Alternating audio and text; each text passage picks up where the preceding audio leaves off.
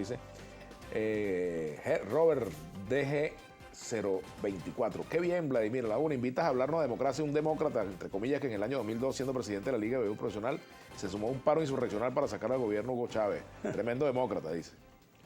Pero leído su comentario. Pero, oye, el comentario, y la verdad es que no debe ser muy fanático de la pelota, porque si es fanático de la pelota se debe acordar que la liga hizo todo lo posible por realizar el campeonato y solamente, anunció que no podía cuando materialmente ya no hubo tiempo. Y no podíamos hacer los juegos en Caracas, los equipos no querían venir porque no había garantías de seguridad. Y recuerdo además muy bien que un juego pendiente era un Caracas-Magallanes. La Policía Metropolitana estaba intervenida, no podíamos hacerlo con la Guardia Nacional en el estadio porque hubiera sido un problema mayor en el clima de aquel momento. Y nadie iba a ir al estadio para una promesa porque no había ni que tomar ni que comer en el estadio. Entonces, pero eso además ocurría en todos los estadios. Además lo digo en su homenaje. Yo recuerdo que en esos días me llamó nuestro común amigo, el fallecido Ricardo Gutiérrez, que era vicepresidente de la Asamblea. Así es. Como siempre tuvimos una muy buena relación en el Congreso, para plantearme el tema, ¿no? Caramba, ¿cómo vas a hacer? Y digo, mira, Ricardo, pasa esto, fíjate tú. Nosotros convocamos campeonato para hacerlo, no para no hacerlo. Y esto nos agarra en el medio de la cosa, pero fíjate tú. Y entonces empiezo a mostrar los inconvenientes, ¿no?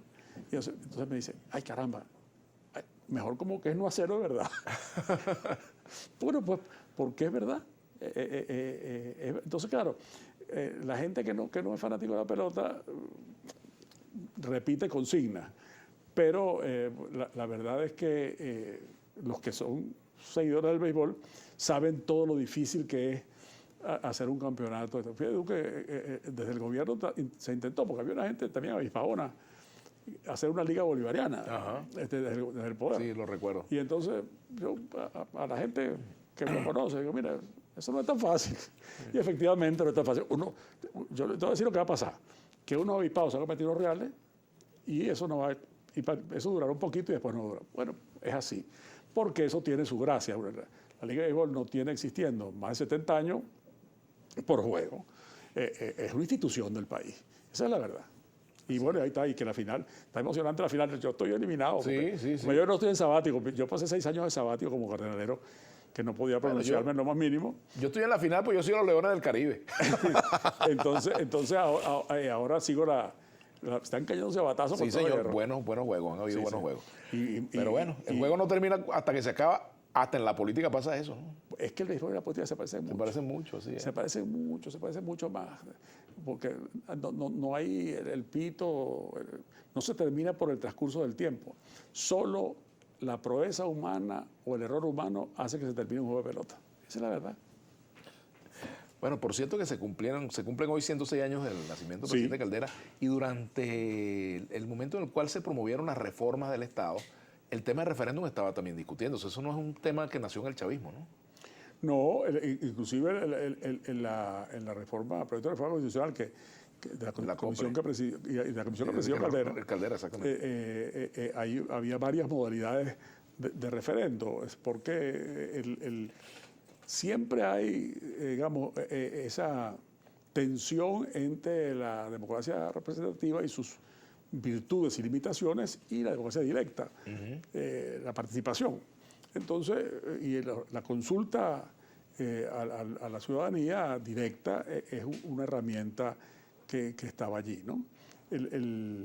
Por cierto, haces bien en recordar al expresidente Caldera, con quien en vida, sobre todo en una etapa de su vida y de la mía, pues tuve diferencias que no son tampoco secretas, porque fíjate tú, una cosa que sí vale la pena destacar en este caso fue su tesón. Él empezó siendo el líder de un grupo muy pequeño y con tesón, con perseverancia, con comprensión creciente de la realidad nacional.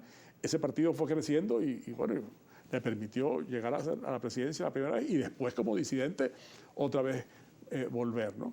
Después, yo creo que de su gobierno queda claro que era un tipo demócrata de verdad, que comprendía la diferencia, no le encantaba, pero la comprendía Y no solo Y la digería. La digería. Y eso también yo creo que hay que decirlo. Y otra cosa que también representa, y yo creo que hay que decirlo, es que es un demócrata con una sensibilidad social, su inclinación verdadera por los problemas del trabajo Bueno, es real. Y sus aportes en ese campo son reales. Y por cierto, las reformas que después se han hecho no han sido tan afortunadas en el sentido de favorecer a los trabajadores. Tú le preguntas a cualquier trabajador si su nivel de vida ha mejorado, caramba, y va a costar que lo diga, ¿no? Entonces, esas y cosas... además, quizás en este momento, en ningún momento ha habido tantos trabajadores presos como en este momento. Pues también. En tiempo de, Pues. Y procesados. Así es. Porque cuando se cuentan, está el subyúdice, porque están sometidos a medidas judiciales, es muy grande. Entonces, eso también hay que decir. Y hoy también, 24 de enero, es también aniversario del 24 de enero de 1848, que fue el asalto al Poder Legislativo por parte de las bandas que el gobierno de Monagas reunió alrededor de la sede del Parlamento, que era ahí mismo, aunque ese edificio no existía, pero que quedaba allí. No existía ese edificio humancista. Y fíjate tú, la violencia contra el poder deliberante, donde es verdad que había la mayoría paecista que había ayudado a que Monagas llegara, ahora estaba juzgándolo, porque había en ese momento juicio de sede parlamentaria, impeachment, como en los Estados Unidos, en la Constitución de entonces.